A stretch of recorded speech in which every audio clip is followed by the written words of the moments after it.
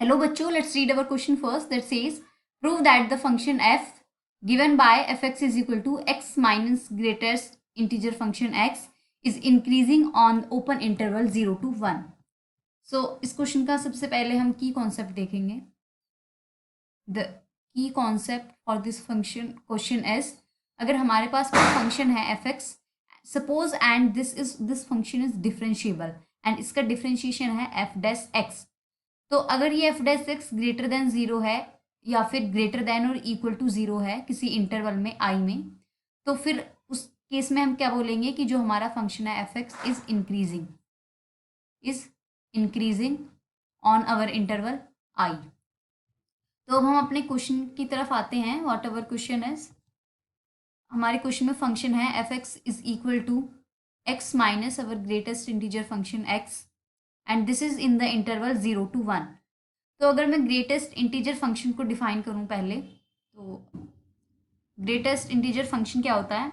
This is the greatest integer less than और equal to x. Greatest integer less then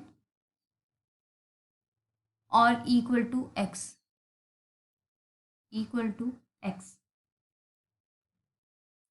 तो अगर मैं इस x की बात करूं तो ये x हमारा किस में बिलोंग कर रहा है? 0 to 1 में.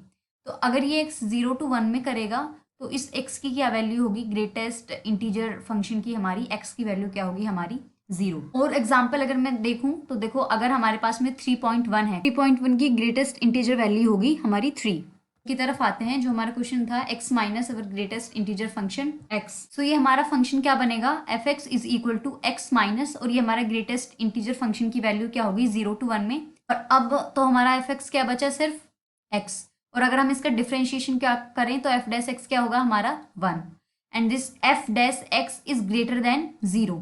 तो अगर हम अपने की कॉन्सेप्ट को देखें तो अगर हमारा एफ डैश एक्स क्या है? ग्रेटर देन 0 है किसी इंटरवल में, तो फंक्शन क्या होगा? इंक्रीज करेगा. So this implies from our key concept that our function fx is equal to x minus greatest integer function x is increasing on our open interval 0 to 1. So we have proved this question using the concept of increasing function. Hope you will understand. Best of luck. Thank you.